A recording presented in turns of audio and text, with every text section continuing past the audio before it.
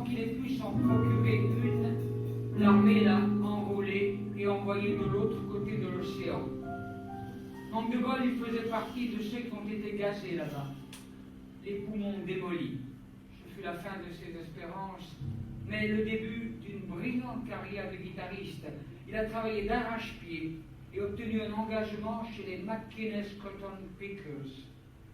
Et quand il a commencé à tourner avec cet orchestre, ça a été le début de la fin de notre vie de famille. Alors maman est partie travailler dans le Nord, à New York, et elle m'a laissé chez mes grands-parents qui habitaient une vieille baraque avec ma cousine Ida, ses deux enfants Henry et Elsie, et mon arrière-grand-mère. Elle ne savait ni lire ni écrire, mais elle connaissait la Bible par cœur, d'un bout à l'autre, et elle était toujours prête à me raconter une histoire tirée des Écritures. Ce jour-là, je me suis allongé près d'elle. Je me souviens plus de l'histoire parce que je me suis endormi tout de suite. Lorsque je me suis réveillé, le bas de grand-mère était serré autour de mon cou. Et je ne pouvais plus l'enlever. J'essayais, et puis je m'affolais. Elle était morte. Je me mis à hurler, des voisins accoururent. Ils durent casser le bras de grand-mère pour me délivrer. Ensuite, je suis resté un mois à l'hôpital à cause du choc nerveux.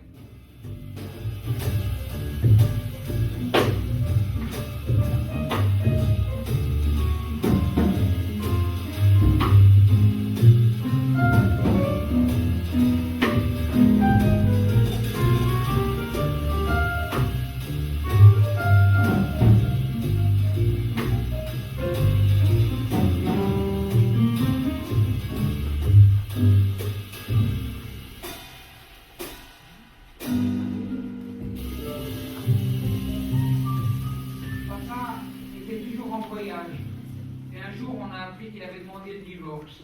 Il avait épousé une Antillaise du nom de Fanny. Même si vous êtes une traînée,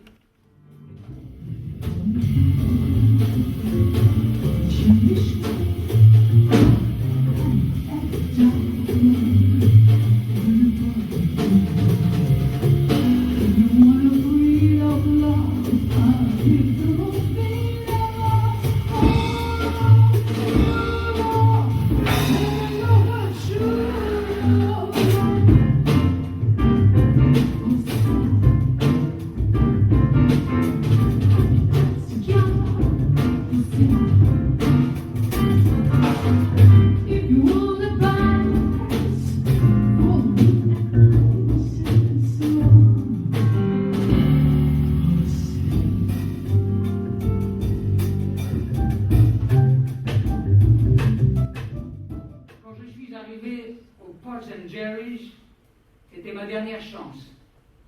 Je suis entré, j'ai demandé le patron. J'ai dû avoir Jerry. Je lui ai dit que j'étais danseuse et que je voulais faire un essai. Je connaissais en tout et pour tout deux pas. Le time step et le crossover. Je ne savais pas ce que c'était qu'une audition, mais c'est ça que je voulais. Jerry m'a désigné le pianiste et m'a dit de danser. J'ai commencé. Une catastrophe. J'ai rabâché sans arrêt mes deux pas jusqu'à ce qu'ils glapissent. Ça va durer longtemps? Vous allez me foutre à la porte. Mais je les ai suppliés de m'embaucher. Alors le pianiste a eu pitié de moi. Après avoir écrasé sa cigarette, il m'a bien regardé et il m'a demandé « Dis-moi, tu sais chanter ?» J'ai répondu « Bien sûr que je sais. Parce que ça, l'extraordinaire. Je chantais depuis toujours. Mais c'était pour le plaisir. Et je n'avais jamais pensé pouvoir faire du fric avec ça. Alors j'ai chanté. Et on m'a signé un contrat sur le champ.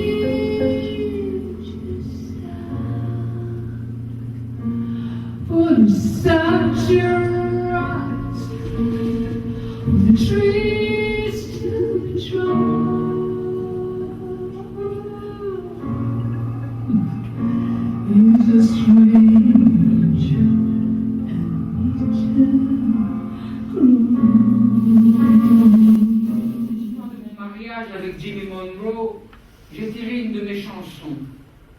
Je crois que j'avais toujours su ce qui m'arriverait quand je l'ai épousé. Une nuit, il est rentré avec du rouge à lèvres sur le col. J'ai vu le rouge à lèvres, il s'en est aperçu et a commencé à s'empêtrer dans des explications. Je pouvais tout encaisser, mais pas ça. Ces mensonges étaient pires que tout ce qu'il pouvait faire avec n'importe quel putain. Je l'ai arrêté net par ces mots. Va te laver, mon vieux, pas d'histoire. Ça aurait pu ne pas aller plus loin, mais cette nuit-là est restée gravée dans ma caboche. Je n'ai pas pu l'oublier. Les mots pas d'histoire, pas d'histoire, pas d'histoire faisaient la ronde dans ma tête. Il fallait que ça sorte d'une manière ou d'une autre. Plus j'y pensais, plus cette scène minable se transformait en chanson pathétique. Bientôt, j'ai commencé à m'en chanter quelques phrases. Et sans m'en rendre compte, j'ai fait toute la chanson. C'est une chanson que je n'ai jamais pu chanter sans la ressentir profondément d'un bout à l'autre. C'est toujours pareil. Beaucoup de femmes m'ont confié qu'elles pleuraient chaque fois qu'elles l'entendaient. La faute en est, je pense, à Jimmy et à tous ceux qui rentrent avec des marques de rouge à lèvres. Quand ça n'arrivera plus, Don't Explain sera aussi démodé que le Black Bottom, mais en attendant, ça reste.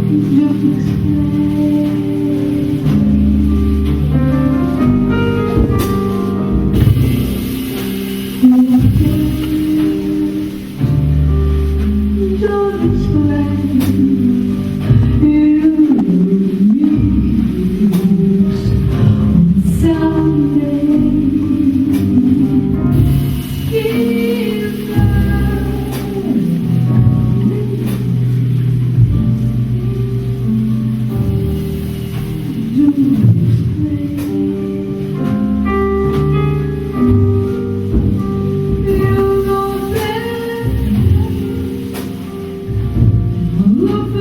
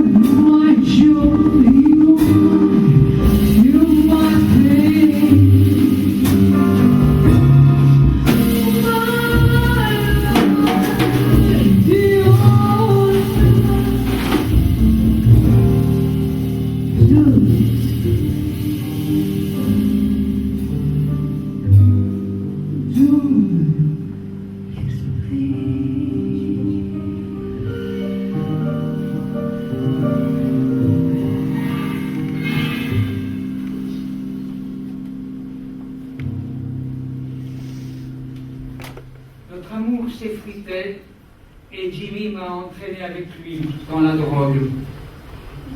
Je suis rapidement devenu accro, une des esclaves les mieux payées de la région, en raison de 1000 $ par semaine. Mais je n'avais pas plus de liberté que si j'avais cueilli le coton en Virginie, il y a 100 ans. Pour pouvoir supporter les foutus sermons des uns et des autres sur la façon de se comporter, il faut avoir quelque chose à manger et un petit amour dans sa vie. Tout ce que je suis et tout ce que je demande à la vie revient directement à ça.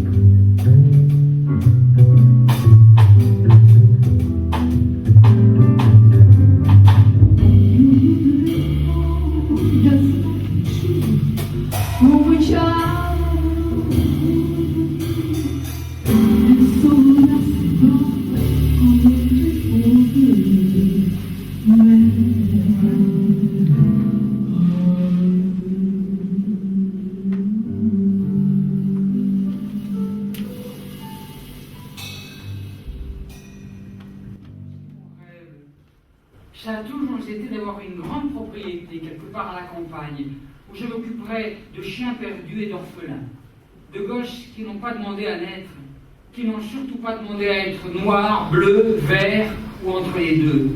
Alors je les prendrais.